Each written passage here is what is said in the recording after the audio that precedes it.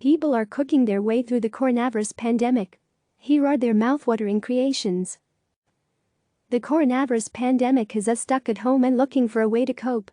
For many people, it's cooking. I think there is a silver lining to be found in all of this, and it might be found in the kitchen, said Stacy Deasy, an American living in Wicklow, Ireland.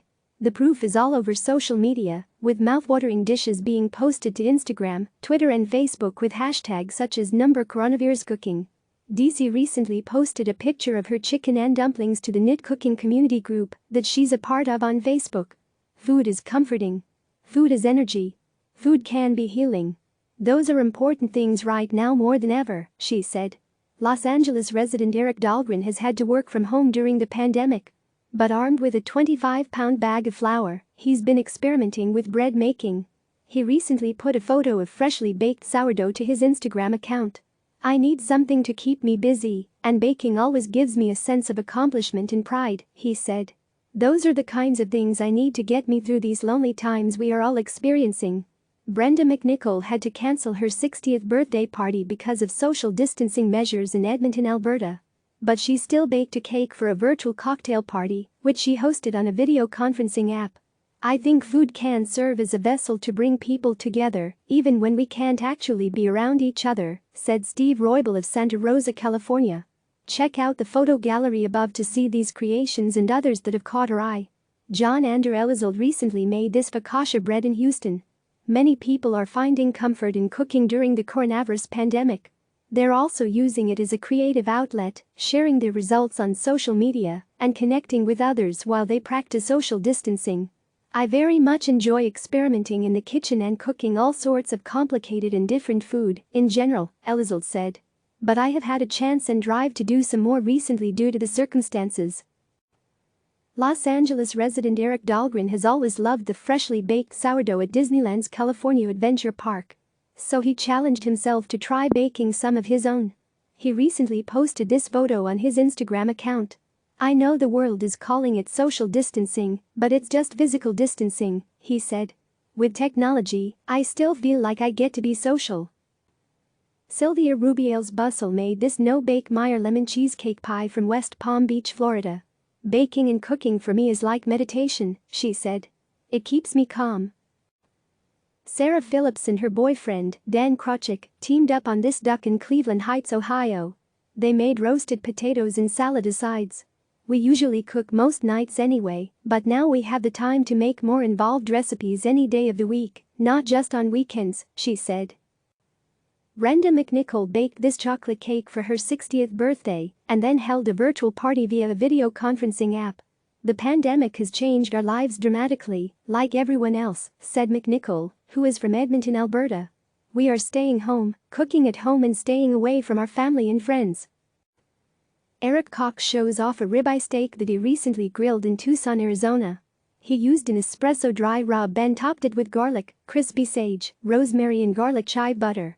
As a full-time artist, this pandemic has drastically impacted how I'm creating. When the economy is struggling and society is worried, there is a huge decline in art sales, he said.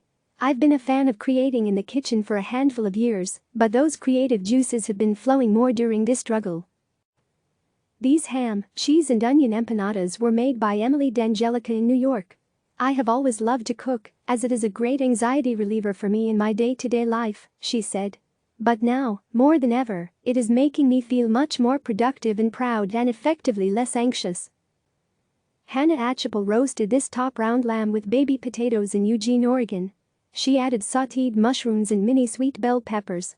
This is helping me stay positive in the very stressful and difficult time, she said.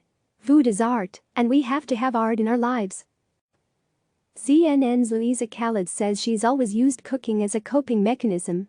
While staying at home in Washington state, she made this caramel dessert. Making the perfect golden caramel looks easy, but it's not, at least for me, she said. This one turned out beautiful, and I used it to make an Argentinian type of flan that was baked in a water bath for 4 hours. The density and texture of the dessert turned out delicious. James Winston created this lobster ravioli with a burst cherry tomato sauce and basil. With fewer trips to the grocery store, he said he finds himself experimenting more. I'm trying to get creative and mix recipes and see how they turn out, he said. Patchy Sarmiento Bull baked this orange, olive oil and rosemary cake from her home in New York. We have to do what we have to do to keep us distracted for a bit from what is happening, to have a break, to maintain sanity, because this is serious, and it looks like it's going to last a long time, she said. Seema Anis cooked this omelette with sautéed spinach, onions, mushrooms, beef bologna and a Colby Jack cheese blend. She served it with avocados on the side. I haven't been able to go to work in 2 weeks, so I'm spending much more time at home, said Anis, who is living alone in Fayetteville, North Carolina, while her husband is deployed. With the free time and utilization of grocery delivery apps, I've settled into a new lifestyle that lets me experiment in the kitchen.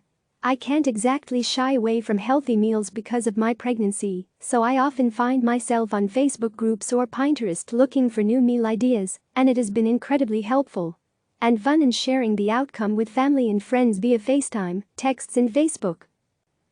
These pastries, Swedish cardamom and cinnamon nuts, were created by Vanessa Ridd in Potsdam, Germany. It's very hard to get certain ingredients over here like yeast and flour. So now we're experimenting with making our own yeast from dried fruit water and sugar, which is fun, she said. And since everyone needs something to lighten them up, we also sometimes give some of the food to our neighbors. I was running out of ideas for breakfast, so I searched YouTube for world's best breakfast recipe. Shakshuka popped up, said Shirley Riedel of Chula Vista, California. The dish, popular in the Middle East, combines poached eggs in a sauce of tomatoes, onion, olive oil and garlic. Riedel topped it with cilantro and green olives. I became more conscious to cook just enough or sometimes less so as to stretch what we have in the house, she said. We haven't left our house for 10 days now since lockdown, and we don't know when we want to go out to make sure we are safe. Stacy Deasy made chicken and dumplings for her family in Wicklow, Ireland. Not only is it really flavorful and satisfying to eat, but it's inexpensive, contains basic ingredients and is not completely unhealthy, she said. Those are the things I've really been thinking about when cooking for my family during these strange days. Veronica Jones was inspired by a recent trip to Hawaii when she and her husband, Nate, made spam musubi. The snack puts a slice of grilled spam on a block of rice. All of our most recent recipes have been inspired by our travels, and we have been more patient with cook times, she said. This has allowed us to expand our culinary skills since we are at home more. Callie Lammers cooked spicy lamb chops with Bombay potatoes and a simple salad. Living in London, we're so used to being able to satisfy every craving, particularly with the array of restaurants and grocers nearby. We're especially spoilt when it comes to local Indian cuisine, she said. Consuela, who lives in southern France, made this carrot and banana cake with ginger and walnuts. She said she's tried to keep the fridge stocked with nutritious fresh foods, but it isn't easy these days. So she's had to be creative and work with what she can get. Somehow it's not the carrots and the bananas that go first. And that's where this morning pick-me-up came from, she said. During the pandemic, many people are turning to comfort food. For Katrina Crandall, that's food from New Mexico, where she grew up. I made a healthier, gluten-free, vegetarian version of a burrito, with seasoned ground soy beef, beans, red chili sauce, spinach, cheddar and avocado. It reminded me of home while allowing me to stick to my nutrition goals, she said. I think all our food should be packed with flavor right now, said Kathy Godley, who lives in County Wicklow in Ireland. It's important to return to our senses as a way to minimize stress. Flavors, smells and textures all offer comfort and bring us back to both happier times. She calls this isolation soup. It's a soup I made with the leftovers of my 10-hour chicken, sofrito, kale, stock, herbs, garlic and butter beans. Chelsea Sams baked this miniature apple pie in Chicago. I love putting small details into the things I make, like the lattice, tiny roses and pearls that are on this pie, she said. Baking has become a creative outlet for me. Working with the dough is calming and sort of meditative, which is amazing amid all the chaos. For dinner one night, Steve Roybal made this crispy chicken thigh with bacon lardons, roasted rainbow potatoes, broccolini, asparagus and a sweet gochujang mustard sauce. I'm really trying to keep variety alive in my dishes, and posting them on my food page really helps motivate me to keep ideas fresh, since I know other folks are in the same boat with the home cooking and looking for ideas and inspiration, said Roybal, who lives in Santa Rosa, California. Another Santa Rosa resident, Isla Hamelon, made these Meyer lemon and lavender shortbread cookies with a zesty lemon glaze. They are garnished with dried edible flowers. I made the cookies for my mother's birthday, she said. We were not able to celebrate fully this year because of the pandemic, and I wanted to make her something to lift her spirits. She is an avid gardener, and we are both fans of the outdoors. Carolyn Ward baked this macaroni and cheese with 5 cheeses: dill Havarti, Gouda, Gruyere, sharp cheddar and Parmesan. She topped it with panko breadcrumbs, olive oil and chopped parsley. It is an original recipe, said Ward, who's from Southern California. I love cooking, but don't get to cook due to my demanding work schedule. Brian Gilmore lives in Los Angeles and loves In-N-Out Burger, so he took a shot at recreating the chain single and double-double. I really wanted In-N-Out today, particularly a double-double, and I'm trying to not go out unless it's absolutely necessary, he said. He posted his recipe to his Instagram account.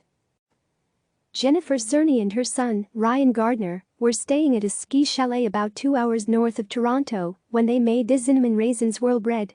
I bought a cookbook called Artisan Sourdough Made Simple and have been trying a few recipes from there, she said. Have lots of time on our hands, so, a good way to pass the time. Daniela Rico graduates in May from the University of Georgia, and she's been finishing up her schoolwork from home. She's also had a lot more time to cook dishes like these patatas bravas. I was inspired by my recent trip to Madrid where I ate these potatoes everywhere, she said. I brought home some Spanish paprika because I knew I wanted to recreate the sauce at home. In addition to the spicy sauce, Rico also added an aioli made from lemon and garlic. Utah resident McKenna Jo Hawes baked this dark chocolate cake with Irish whiskey. The layers are filled with dulce de leche, and it's frosted with hazelnut Swiss meringue buttercream that I folded chocolate chips into, she said. I topped it with homemade chocolate dulce de leche macarons. She made it because her husband is considered an essential worker, and he wanted to cheer up his co-workers. Susie Sass Palmer had leftover cooked salmon, so she made salmon cakes and paired it with a salad. I wanted to do something different with leftover salmon, other than just putting it on top of the salad cold, said the Richmond, Virginia resident.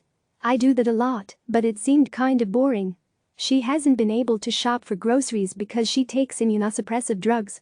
She relies on her friends to shop for her, and she is grateful for their help. Renee Carter cooked these chicken thighs with garlic, scallions and lime.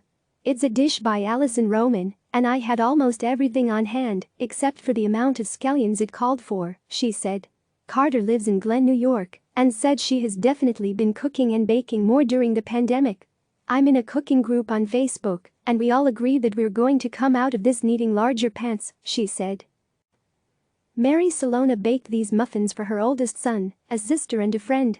I actually took a ride after I baked them and dropped them at their doorsteps, rang their bells, waved and left, she said.